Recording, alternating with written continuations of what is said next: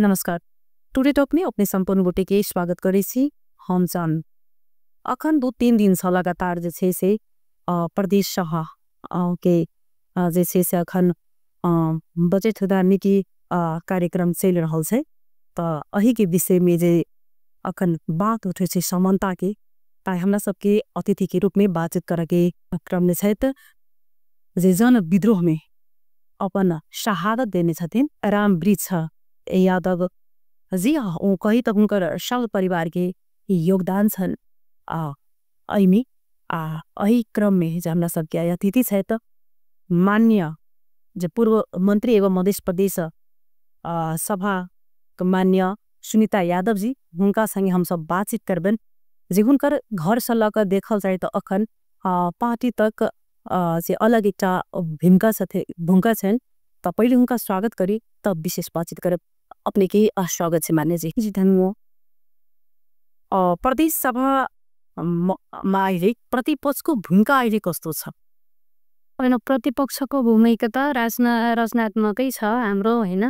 हामीले प्रतिपक्ष को भूमिका कस्तो हुन्छ जुन सदनमा हेर्नुभयो भने पनि एउटा गल्ती कमी कमजोरीहरूलाई औल्याउने, हैन, ताकि जो सत्तामा छ त्यसले चाहिँ गडबडी गर्न नपाओस्। हामी त्यही भूमिकामा छौं र सशक्त प्रतिपक्षको भूमिकामा छौं।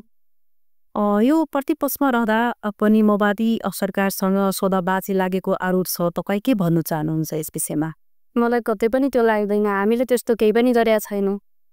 बरु सत्तापक्षले हामीलाई कति वास्ता गरेछ छैन भन्ने कुरा चाहिँ हो, तर सौदाबाजीमा होइन। हामीले जनताको एजेन्डामा चाहिँ हामी कुरा गरिराखेको छौं, हैन? सदनमा जुन विषयहरू उठिराखेको छ त हामी माओवादी त सशक्त रूपमै राखिराखेको छ। त्यसो सौदाबाजीको त कुरा आउँदैन।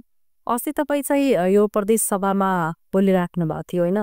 यो भन्दा पहिला पनि तपाईले चाहिँ विज्ञप्ति बुझाउनु भएको छैन। विश्वमा यो समानुपातिक सांसद र प्रदेश सांसद नै भेदभाव छ भनेर के छ यो कुरा? किन तपाईले त्यस्तो लागिरहेछ? होइन, मलाई मात्रै लागिराखेको विषय होइन। संविधान जतिखेर बन्यो सांसदमा कतै पनि भेदभाव छुट्याएको छैन।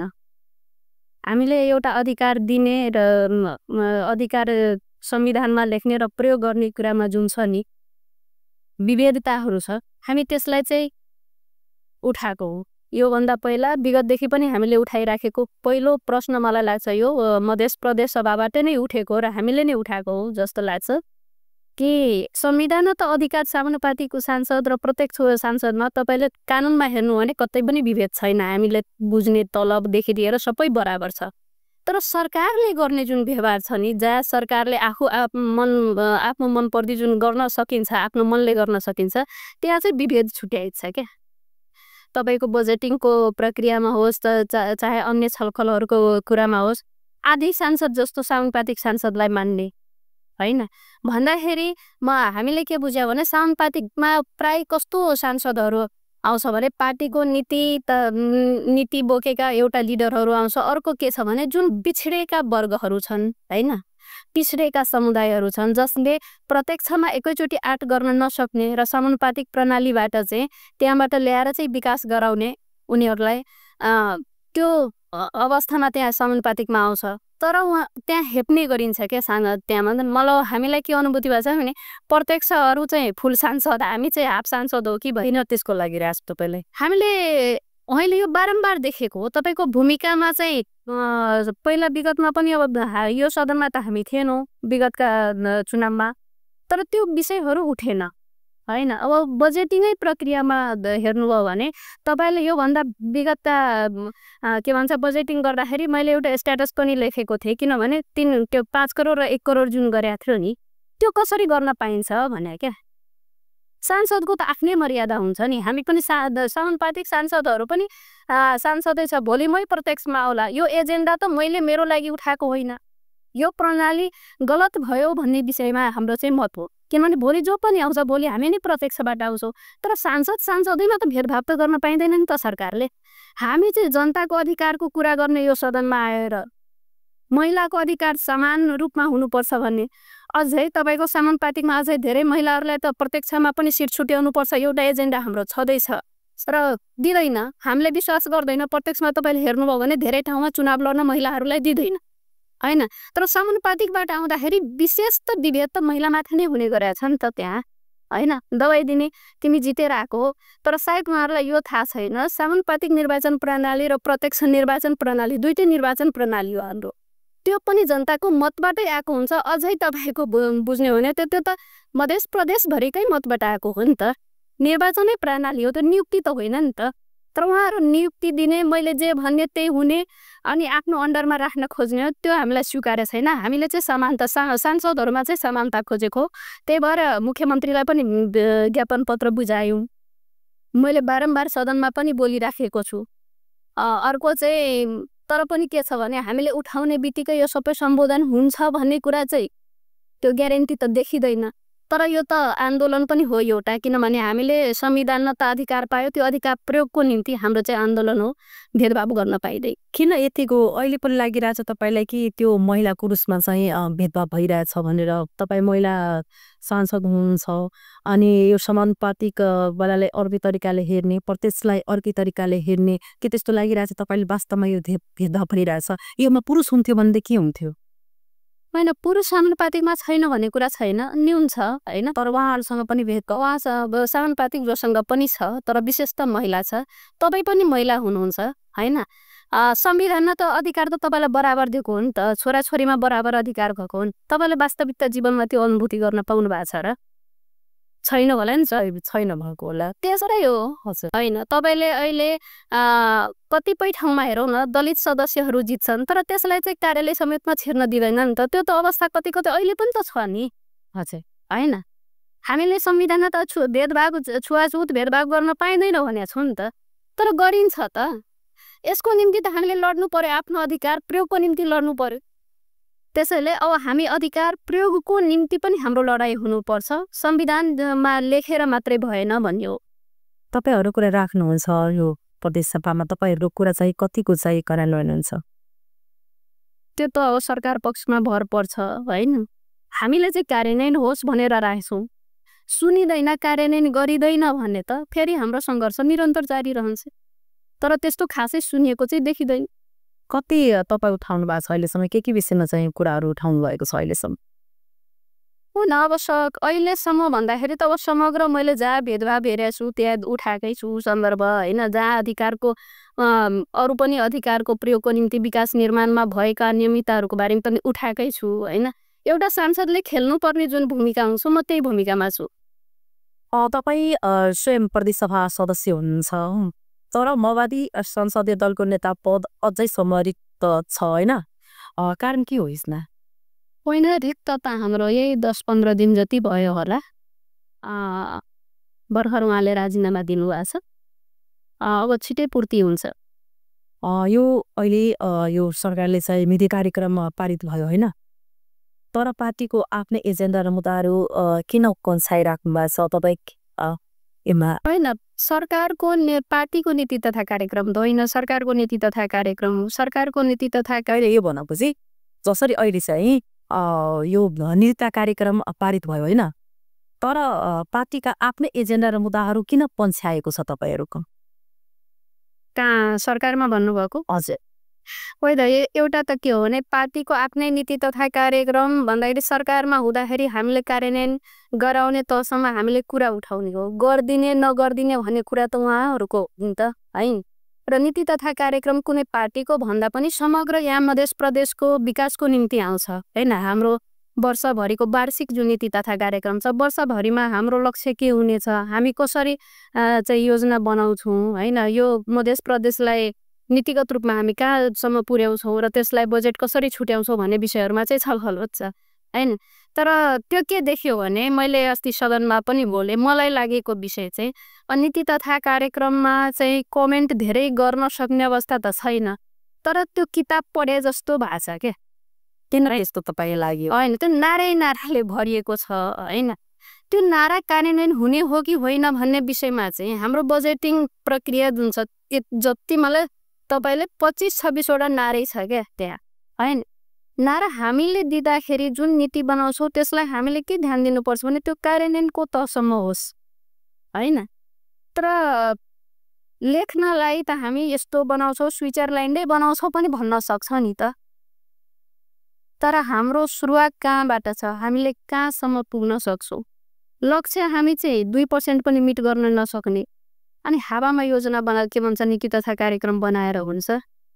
यो नि होइन त कार्यक्रमबाट तपाईँहरू सन्तुष्ट हुनुहुन्न होइन। अब त्यो सन्देश सर्भ हुनु पर्ला त्यो के हुनु होइन बसमा किन नारा ल्याउनु भएको छ सरकारले त्योबाट चाहिँ तपाईँहरू सन्तुष्ट नाराबाट के भन्छ असन्तुष्टि भन्ने होइन। त्यहाँ के भन्छ भने नारा त राम्रो राम्रो मिठो मिठो ल्याउनु भएको छ होइन। अब त्यो त भाइरल हुन्छ सुन्दाखेरि त एकदमै स्विट लाग्छ के त्यो नाराहरू। तर मैले के देखाएको छु भने त्यो कार्यान्वयनमा चाहिँ जाँदैन त्यो नारा है। अधिकांश नारा त्यहाँ कार्यान्वयनमा जाँदैन किनभने हाम्रो वास्तविकता अहिले हामी कुन अवस्थामा छौँ र हामीले पुग्ने हामी छौँ या 0मा पुग्ने लक्ष्य एकैचोटि 100मा देखाइदिएको छ क्या। त्यो चाहिँ हुँदैन। हामी जति गर्न सक्छौँ त्यति मात्रै बनाऊ, थोरै बनाऊ। मेरो सुधार के हो भने थोरै बनाऊ, थोरै गरौँ तर त्यो परिणाममुखी होस् होइन। बजेटिङको प्रक्रिया हेर्नु हो भने अहिले कतिपय नाराहरू अहिले 3-4 म आएदेखि दोहोरिराखेको छ कि मैले हेरेँ। अब पर्यटन क्षेत्रमै जस्तो समग्र डिपिआर गर्ने लगायत रामायण सर्किट बनाउने परावस्थल अहिले छुट्या छ जस्तो परावस्थल पनि हामीले त राख्नु त राख्छौँ तर त्यो कार्यान्वयन किन भइरहेको छैन भन्ने मुख्य पक्ष हो भन्ने मलाई लाग्छ। किनभने हामीसँग कर्मचारी छैन, हामीसँग प्रहरी छैन। प्रहरी त नलाई योजना कार्यान्वयन गर्नलाई त कर्मचारी त पर्याप्त चाहिन्छ नि त हामीलाई। हजुर त्यो हुँदाखेरि जुन सरकारले पनि प्रतिबद्धता के गर्छ भने अब हामी सानदेखि योजना कार्यान्वयन गर्छौँ। हामी सबैले देखेको के हो भने जाँदा जाँदा तपाईँको त्यही असारमा गएर भन्दाखेरि फागुन चैत वैशाखदेखि तपाईँको योजनाको सुरुवात हुन्छ। यो के कारणले हुन्छ? हामीले हाम्रो कर्मचारी पदपूर्ति पहिला गर्नुपर्छ कि पर्दैन? योजना सम्पन्न गर्नको निम्ति चाहिँ हामीले हाम्रो बेस चाहिँ तयार गर्नुपर्छ कि पर्दैन? त्यसमा चाहिँ हाम्रो ध्यान छैन। अझै मैले औल्याएको के हो भने सरकार जोसुकैको होस् होइन, हामीले प्रतिपक्षमा रहेर सरकारले राम्रो काम गरेछ भने त हामी सधैँ विरोधै गर्ने त हुन्न नि त काम। हामी सहयोग पनि गर्छौँ तर प्रतिपक्षीहरूसँग उहाँहरूको कोर्डिनेसन के यो मधेसको समग्र विषयमा योजना बनाउँदाखेरि कसरी हामी यो प्रदेशलाई चाहिँ समृद्धि बनाउने जताततै योजना दिएर पनि हुँदैन। किनभने हाम्रो रिटर्न पनि त आउनु पर्यो नि। हाम्रै आफ्नै प्रदेशबाट चाहिँ हामी आत्मनिर्भरतिर पनि त आत्मनिर्भरतातिर पनि त जानु पर्यो होइन। तर तपाईँले सदनमा अहिले विगतदेखि कयौँ पटक धेरै पटक तपाईँहरूले पनि सुन्नुभयो होला के भन्छ भने 6 वर्षसम्म अरूसँग गरेन हामीलाई 1 वर्षमा यस्तो भन्छ। त्यो कुरा प्रमुख होइन, अरूले गरेनन्। सुरुवात अब पनि त गरौँ न हामी कि यही 6 वर्षलाई अझै 12 वर्ष पुर्याउनु हो। सुरुवात त हामीले गर्नु पर्यो नि त। हजुर छलफलको निम्ति कसरी हामीले यो प्रदेशलाई आफ्नै खुट्टामा उभ्याउने होइन, आर्थिक रूपमा पनि हामी आफै बजेटिङ गर्न सक्ने। अहिले अनुदानको बजेटिङमा मात्रै हामी जुन निर्भर छौँ थोरै पर्सेन्ट हामीले छ त्यसलाई कसरी दायरा बढाउने भन्ने कुरामा चाहिँ हामीले छलफल गर्नुपर्ने हो। त्यो विशेष त योजनाहरू देखिन्न। कृष्ण तपाईँको हिसाबले के हुनु पर्यो खासै अझै होइन? मेरो विषयमा मैले भनिसकेँ। हामी सबै छलफल गरौँ के गर्नुपर्ने हो त्यो विषयमा चाहिँ अब लागेर गरौँ भन्ने हो। खालि हामीले पुरा गरेर मात्रै गयो। यो प्रतिपक्ष दलका सांसदहरू कति कुरा चाहिँ अहिले चाहिँ सुनिराख्नु भएको छ सरकारले? सुन्या छैन, हाम्रो त केही पनि सुन्या छैन। त्यस्तो केही सुनिराख्नु भएको छैन। सङ्घमा पनि त्यस्तै छ, यहाँ पनि त्यस्तै अवस्था छ। अनि यो संसदीय दलको नेता अब कहिले चाहिन्छ? अब सम्भवतः छिटै हुन्छ। अब असारमा के भन्छ हाम्रो सदन भएको कारणले पनि अलि ढिलो भइराखेको छ, छिटै गर्छ होला। यो भरत शाहजी तपाईँले मन्त्री पदबाट हटाउनु भएको थियो, त्यस्तो कुरा चाहिँ यो प्रदेश सभामा अहिलेको चाहिँ मध्य प्रदेश मन्त्री सरोज यादवजीले भन्नुभएको थियो। के थियो कुरा, यथार्थ के छ? वास्तवमा तपाईँले भरत शाहजी हटाउनु भएको थियो? होइन, त्यो त अब मैले नै भन्नै मिल्दैन। त्यो त प्रमाणसहित नै उहाँले पुष्टि नै गरिदिनु भयो नि त। त्यहाँ त के थियो प्रमाण? उहाँले साइन गरेको, मुख्यमन्त्रीले साइन गरेको होइन, अनि हाम्रै दलको नेता भरत शाहले साइन गरेको होइन। त्यो त कागजै सहित त्यहाँ प्रमाण गयो नि त। मैले त्यो पुरालाई त पुष्टि गर्नै पर्दैन, त्यो पुष्टि नै हो त्यो पुरा त। यो भरत शाहमाथि 81 गम्भीर आरोपहरू लागेको होइन। यति लामो समय 10 महिना भइसक्यो तर चुप लागेर बसिरहेको छैन। अहिले चाहिँ किन यस्तो अवस्था आएको छ? यो जुन 10 महिनासम्म उहाँले एकदम पूर्ण रूपले चाहिँ चुप्पी साध्नु भएको थियो। होइन हामीले 10 महिना पहिला चाहिँ उहाँमाथि अविश्वासको प्रस्ताव लगाएको थियो, दर्ता गराएको थियौँ। उहाँ 10 महिनासम्म चाहिँ उहाँले राजीनामा दिने कुरा चाहिँ 2 महिनापछि त्यतिखेर छलफल हुँदाखेरि दिने कुरा थियो, उहाँले दिनु भएन। अहिले आएर चाहिँ राजीनामा दिनुभएको हो। उहाँ किन चुप लागेर बस्नुभएको 10 महिनासम्म हामीले अविश्वासको प्रस्ताव लगाउँदाखेरि भने त त्यो त उहीसँग तपाईँहरूले सोध्नु होला होइन, यसको जवाब त मैले दिन सक्दिनँ। के हो यो आन्तरिक के छ तपाईँहरूको यो द्वन्द्वको कारण के हुन सक्छ, के छ? यसलाई एक शब्दमा भन्दाखेरि भरत शाहले एउटा दलको नेता भनेको अभिभावक हुन्छ र उहाँ त्यो दलको चाहिँ अभिभावक हुन्छ र त्यो अभिभावकको भूमिका उहाँले निभाउन सक्नु भएन भन्ने हाम्रो ठहर भयो र हामीले अविश्वासको प्रस्ताव चाहिँ दर्ता गरे। अहिलेको चाहिँ यो सरकारबाट कतिको सन्तुष्ट हुनुहुन्छ तपाईँहरू? अब काम म सन्तुष्ट भन्नुभएको होइन, तपाईँको पार्टी भनौँ या त प्रतिपक्षको पार्टीहरू कतिको सन्तुष्टि हुनुहुन्छ? त्यो चाहिँ हामीले बाहिरै देखिरहेछौँ नि कति सन्तुष्टि छ भन्ने कुरा चाहिँ। दिनका दिन भ्रष्टाचारका कुराहरू बाहिर आइरहेकै छ। प्रमाणसहित कति मन्त्रीको बाहिर तपाईँको आइराखेकै छ भने जनता कोही खुस छैन भन्दाखेरि तपाईँले यसो हेर्नुभयो भने विगतका सरकारहरू भन्दा पनि जुन अहिले त अब के भन्छ अर्को सरकार आएपछि चेन्ज हुन्छ जुन भनेको थियो नि, तपाईँको यो सरकारले त अझै त्यो जनताको आश केही पनि जगाउन सकेन र अझै मलाई लाग्छ त्योभन्दा पनि धरातलमा खत्तम छ भन्ने देखियो। मन्त्रीजी जसरी एउटा कुरा के छ भने अहिले जसरी हेरिरहेको छु सबै पर्सनजी आउनु भएको थियो होइन, मध्य प्रदेशतिर चाहिँ केन्द्रित हुनुभएको थियो, अहिले चाहिँ हरेक ठाउँमा गएर चाहिँ एउटा अभियान चलाउनु भएको थियो होइन। तर किन चाहिँ आफ्नो कतिपय कुराहरू आइरहेको छ, जसरी उहाँहरूलाई फेरि के त्यस्तो केही लाग्छ भने जनताहरू समक्ष गएर चाहिँ एकदमै नजदिक हुनुहुन्छ, फेरि त्यसपछि जनताहरूलाई जब जरुरी लाग्छ उहाँहरूको जब आवश्यकता बुझाउँछ तब उहाँहरू चाहिँ फेरि वास्तै नगर्ने यस्तो कुरा आइरहेछ, के छ यो? होइन त्यस्तो होइन। हाम्रो पार्टीको सन्दर्भमा त एउटा कुरा त के हो भने हामी 10 वर्ष जनयुद्धबाट आयौँ। जनयुद्धबाट आउँदाखेरि वास्तवमा भन्यो भने माओवादीप्रति जनताको आगाध जुन 64 को चुनाव हेर्नुहुन्छ भने आगाध माया होइन, एउटा आशा भरोसा चाहिँ पलाएको हो त्यतिखेर र हामी झन्डै के भन्छ 2/3 बहुमतमै पनि आयौँ होइन। तर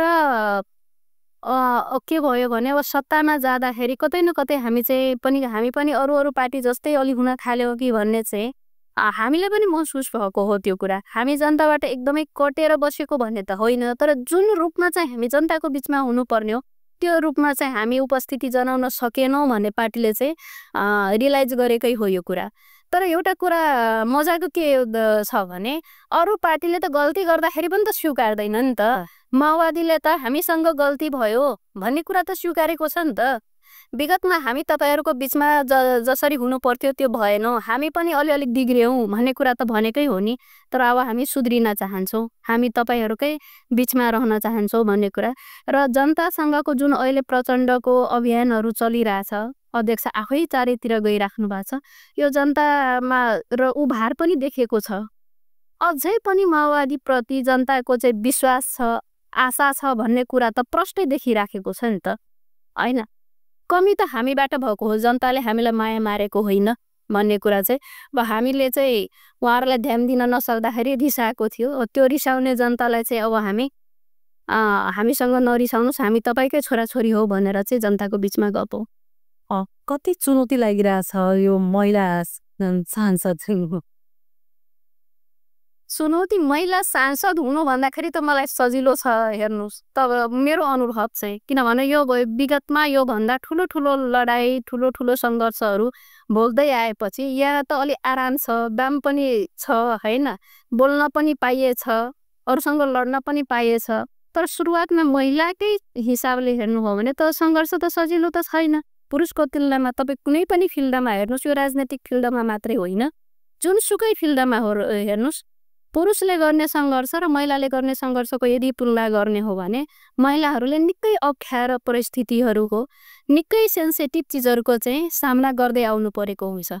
र त्यत्रो ठुलो चिजहरू सामना गर्दै मेरो त एउटा के रह्यो भने म जहिले पनि महिला हुँदाखेरि पनि म कार्यकारी भूमिकामा पार्टीमा प्राय बसेँ कि त्यो जुन पदमा हुँदाखेरि पनि सानैदेखि जिल्ला इन्चार्जसम्म म भन्दाखेरि म कार्यकारी पदहरूमा चाहिँ बढी बसी र आफै नेतृत्व गर्ने पदमा बसेपछि मैले त्यस्तो खासै म लड्न सक्ने म गर्न सक्ने भन्ने ममा एउटा विश्वास थियो, त्यसैले म गर्न सकेँ।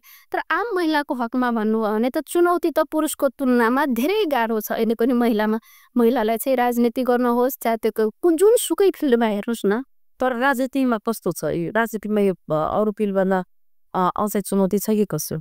राजनीतिमा भन्दाखेरि त तपाईँमाथि यति नै विश्वास हुँदाखेरि त पुरुषै बराबर महिलालाई पनि प्रत्यक्षमा लडाउँथ्यो होला नि त, होइन? तर त्यो पनि त छैन, होइन? तपाईँको अब कतिपय संविधानले बाध्यात्मक चाहिँ महिलालाई ल्याउनै पर्छ भने छ नि, पार्टी हाम्रो पार्टीभित्र पनि छ त्यो फेरि, होइन? यति प्रतिशत महिला हुनै पर्छ भन्ने जुन छ, अहिले निर्वाचन आयोग पनि केन्द्र समितिमा यति प्रतिशत महिला हुनै पर्छ जुन बाध्यता बनाइदिएछ, त्यो सबैले फलो गर्नु पर्छ। तर भित्री आत्माले धेरै कम पुरुषहरू होलान् जो चाहन्छ कि महिला चाहिँ उभिरेर आओस्, सङ्घर्षको तहमा आओस्। सबै पुरुष नराम्रो हो भन्ने त होइन, अरे हाम्रो लागि पनि लड्या छ, होइन? तर अझै पनि जो हिजोसम्म महिलालाई चाहिँ केही नठान्ने पुरुषहरू चाहिँ उनीहरूलाई कसरी पस्छ त? यो कुरा पस्दैन नि त। तपाईँ सङ्घर्ष गर्नुभयो भने जुनसुकैमा आफूलाई सुपेरियर ठान्छन् पुरुषहरू पहिला, यी महिला चाहिँ यिनले के गर्न सक्छ र? तर त्यहाँ चाहिँ हामीले गरेर देखाइदिनुपर्छ भन्ने लागेको छ।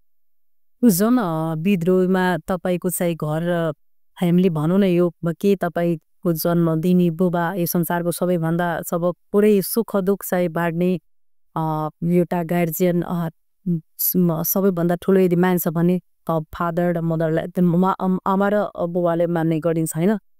तर तपाईँको त्यो जुन विद्रोहमा चाहिँ तपाईँको बुबा पनि शहादत हुनुभएको छ, भाइ पनि शहादत हुनुभएको छ। तपाईँको परिवारले चाहिँ धेरै नै चाहिँ यसमा आफ्नो चाहिँ शहादत दिएर चाहिँ तपाईँले के लागिरहेछ? तपाईँले त्यस्तो यो पार्टीहरू चाहिँ मूल्याङ्कन गरिरहेको छ अन्य पार्टीहरू?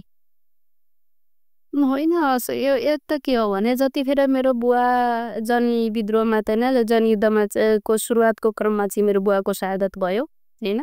म त्यतिखेर 5-6 वर्षको थिएँ, होइन? उहाँले हामी घर परिवारकै निम्ति हौँ भनेर सोचेको भए त युद्धमा मर्न त जानुहुन्थेन। उहाँलाई थाहा थियो नि त मेरो शहादत हुनसक्छ। उहाँ देश र जनताकै निम्ति शहादत हुनुभयो, पछि मेरो दाइ पनि हुनुभयो, होइन? र हामीसँगै काम गर्दाखेरि मेरो श्रीमान पनि शहीद हुनुभयो, होइन? यो के थियो भने अब एउटा हामीले त्यो आदर्शलाई बुवाको आदर्शलाई हामी सबैले उहाँको सन्तानहरूले पन्छाएको हो, होइन? हामीले चाहिँ यो जनताको मुक्तिको निम्ति लड्नुपर्छ, त्यो लडाइँमा हामी आफै पनि शहादत भयौँ। तर शहादत के हुँदो रहेछ भने त्यो आफू बच्न चाहेर बच्ने र एक कतिपय त परिवारै सखाप कतिको भएको छ, कतिको त कोही पनि केही पनि भएको छैन नि त। तर जो साथीहरूको केही भएको छैन त्यो साथीहरू पनि आफ्नो ज्यानको बाजी लगाएर हिँड्नु भएको थियो। संयोगवश हाम्रो परिवारमा चाहिँ अब बढी क्षति भयो त्यतिखेर, अनि त्यो क्षतिलाई हामीले मेरो तर्फबाट हेर्नु भने मैले जहिले नै गर्वको महसुस गरेको छु, गर्वको दृष्टिकोणले हेरेको छु। अझै उहाँहरूको जुन सपना थियो त्यो कसरी पुरा गर्न सकिन्छ भन्नेतिर लाग्नु मन लागेको छ अझै पनि मलाई। तर अरूले चाहिँ यसको मूल्याङ्कन गरिरहेछ कि छैन? किनकि उहाँले जनयुद्धमा आफ्नो जानको आहुति दिनुभएको कारण यही हो कि यो देशकै लागि उहाँले चाहिँ मर्नु भएको छ, तर शहादत दिनुभएको छ। तर त्यसको चाहिँ मूल्याङ्कन त्यो दृष्टिकोण हेर्ने कस्तो छ अहिले? तपाईँ त्यो होइन, त्यो त के होस् न, बुवाको त के भन्छ राष्ट्रदीप तृतीयबाट नै सम्मान गर्यो, होइन? त्यो सरकारले नै गर्यो। आमालाई पनि महाओजेल राजगद्दीबाट सम्मान गर्यो राष्ट्रपतिबाट, होइन? अब यता बुवा मेरो श्रीमान जो रह्यो है, भन्दाखेरि शहीदलाई सम्मान गर्ने कुरामा चाहिँ त्यो भित्री आत्माबाट फिलिङ्स हुने कुरा हो कि, होइन? अब मलाई लाग्छ पार्टीले नगरेको होइन, गरेको छ।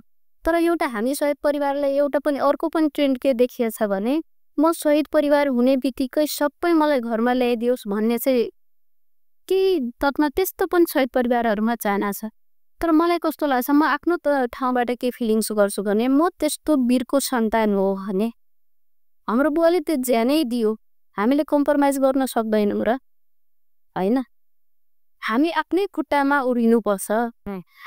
हामीलाई उभ्याउनको निम्ति यदि बुवाले लाग्नु भएको भए त उहाँ शहादतै हुनुहुन्थेन नि त, होइन? चाहिँ म मरेर पनि मेरो बाँकी सन्तानहरू चाहिँ मेरो के भन्छ आदर्शमा उभियोस् भन्ने हो नि त। बाँकी जुन सपना छ उहाँको आदर्शलाई हामीले पन्छ्याउनुपर्छ भन्ने लागेको छ। हामी आफ्नै खुट्टामा उभिनुपर्छ र मूल्याङ्कन बुवा आमाको शहादतले मात्रै होइन मेरो विचारमा नगरोस्, हाम्रो आफ्नै कर्मले पनि गरिनुपर्छ भन्ने लागेको छ। यो अहिले चाहिँ जुन यो मधेस आन्दोलनको जुन अहिले हेरिरहेको छु, यो गृह मन्त्रालय नजिक आएर चाहिँ अहिले आन्दोलन धर्ना दिने, यो बिचमा चाहिँ कति दिनसम्म उहाँले घरमा चाहिँ धर्ना दिनुभएको थियो। त्यसपछि उहाँहरूको ध्येय प्रतिबद्धता चाहिँ माग छ, त्यो विषयमा तपाईँ के भन्न चाहनुहुन्छ? होइन, मध्य प्रदेश सरकारले मधेसी शहीद प्रतिष्ठान मार्फत होइन एउटा त मध्य प्रदेश सरकारलाई के धन्यवाद दिनुपर्छ भने कतै पनि त्यतिखेर अब हाम्रो पार्टीको पहलमा पनि यहाँको मुख्य हाम्रो पार्टीको पहलमा पनि र यहाँका जतिखेर जसोतका सरकार मुख्यमन्त्री थिए होइन उहाँहरू पनि एउटा आन्दोलनबाट मधेस जनविद्रोहबाट नै उभरिनु भएको हो होइन। उहाँले त्यो आन्दोलनको मर्मलाई जनयुद्धको मर्मलाई बुझ्नु र जनयुद्ध दिवस मनाउने निर्णय पहिलो मध्य प्रदेश सरकारले गरेको छ। त्यसमा हामीले सरकारलाई धन्यवाद चाहिँ दिनै पर्छ। त्यतिखेर चाहिँ तीन लाख चाहिँ अब मधेसी शहीदहरूलाई यहाँ जनविद्रोहमा शहीद हुनेहरूलाई त बाँकी दिएकै छ होइन, पहिला पनि विगतमा दिएको थियो, बढी नै दिएको थियो, तर जनयुद्धको शहीद अलिक बढी भएको हुनाले उहाँहरूलाई पनि 3 लाखसम्म दिने कुरा थियो, 2 लाखसम्म दियो पनि। त्यही 1 लाख त पहिला नै दिएको थियो सुरुमै जुन सरकारले जनयुद्ध दिवस मनाउने योजना चाहिँ कार्यान्वयन गरी त्यतिखेरै दियो होइन, त्यसमा प्रब्लम भएन। अर्को वर्ष के भयो भने नदिने भन्ने कुरामा चाहिँ नदिने भन्ने कुरामा अलि सरकार अड्किरहेको थियो, फेरि हामीले त्यहाँ सङ्घर्ष गऱ्यौँ अनि दिने भने त्यो अर्को वर्ष पनि 1 लाख चाहिँ दियो। त्यसमा के भयो भने ढिलो भयो के भन्दाखेरि सरकारले त्यसरी पैसा त्यतिखेर छुट्याएको थिएन होइन कुरै भन्दा, अनि जानमा चाहिँ अलि ढिलो भयो। अर्को तेस्रो किस्ता अहिलेसम्म सरकारले दिने कुनै आनाकानी चाहिँ केही पनि गरेको छैन अहिलेसम्म, त्यो गरिनुपर्छ भन्ने लागेछ होइन, किनभने शहीदलाई चाहिँ अपमान त गर्न पाइँदैन नि त। हजुर होइन, भनेको चिज एउटा मन्त्रीले त्यतिखेर बोलिसकेको चिज सरकारले बोलिसकेको चिज त पुरा त गर्नुपर्छ होइन। तर पनि फेरि मलाई के लाग्छ भने मैले भने नि म पनि एउटा शहीद परिवार, मुख्य त पैसा मात्रै होइन हजुर होइन, पैसा दिएर साथ दिए पनि हुँदैन। हामीले जतिखेर हाम्रो परिवारका सदस्यहरू शहादत गर्दै जाँदाखेरि उहाँहरू शहादत हुनुहुन्छ, भोलि चाहिँ हामी यो पैसा पाउने आशमा पनि त थिएन नि, हामी पनि मर्न सक्छौँ, केही पनि हुँदैन भोलि, हामी त त्यहाँतिर केन्द्रित थियौँ होइन। तर यति सरकारले गर्यो भने सरकारलाई धन्यवाद दिनुपर्ने, घोषणा भएको चिज त दिनुपर्ने हो, या त भन्नु नपर्ने भनेपछि चाहिँ दिनुपर्ने, त्यो चाहिँ अर्को लास्ट किस्त चाहिँ दिएन। जनयुद्धको शहीदहरूलाई चाहिँ दिएको छैन, हामीले सङ्घर्ष गर्दाखेरि पनि त्यो रोकियो, त्यो अर्को कुरा भयो होइन। तर मलाई के लाग्छ भने मैले एउटा शहीद परिवारको दृष्टिकोणले हेर्दाखेरि र पार्टीलाई पनि हामीले के आग्रह गर्यौँ भने पैसा ठुलो कुरा होइन, हामीले सम्बन्ध नजिक बनाउनु पर्छ होइन। सबै शहीद परिवार एकै नासेको त हुँदैन नि, त्यो 1 लाख रुपियाँले मात्रै त पुग्ने पनि होइन। कतिको एकदमै विपन्न परिवार छ, कति हुने खाने परिवार छ, कोही धनी पनि छ होइन हजुर सबैको एकना। तर शहीद परिवारलाई परेको अप्ठ्यारोमा जहाँ उनको बालबच्चाहरूले अलि जागिर गर्न सकेको छैन होइन, आय अर्जन गर्न सके छैन, अभिभावक नहुँदाखेरि जुन अभिभावक विहीनको अवस्था जुन छ, त्यो सरकारले हाम्रो पार्टीले पनि त्यो अभिभावकको भूमिकामा चाहिँ सरकार र मुख्य त सरकार र पार्टी चाहिँ उभिदिनुपर्छ भन्ने मलाई लाग्छ। यो आगामी चुनावको तयारी कस्तो छ, उहाँले कसरी चाहिँ तयारी गरिराख्नु छ, कसरी फर्किन्छ होइन? जनुवार जुन अभियानकै क्रममा मैले भने हेरिराखेका छौँ हामी नै, त्यो जनुवार भने ल्याएको मास जस्तो होइन, आत्मैले आएको मास जस्तो छ नि त, आफ्नो मन इच्छाले आएको मास जस्तो छ। हामीलाई के लागेको छ भने जनताले फेरि पनि हामीलाई विश्वास गर्न चाहेको छ, हामी चाहिँ एकदम सशक्त भएर उभिदिनुपर्छ। र 84मा हेर्नुभयो भने माओवादी फेरि पनि सम्भवतः 64 को अवस्थामा फर्किन्छ। बहुत बहुत धन्यवाद साहब। हम सब अखन हमसे समसामयिक अखन विषय छल ओहि पर बातचीत केनु। मंत्री जी के धन्यवाद देव साहब। कार्यक्रम से हम विदा लेत। नमस्कार।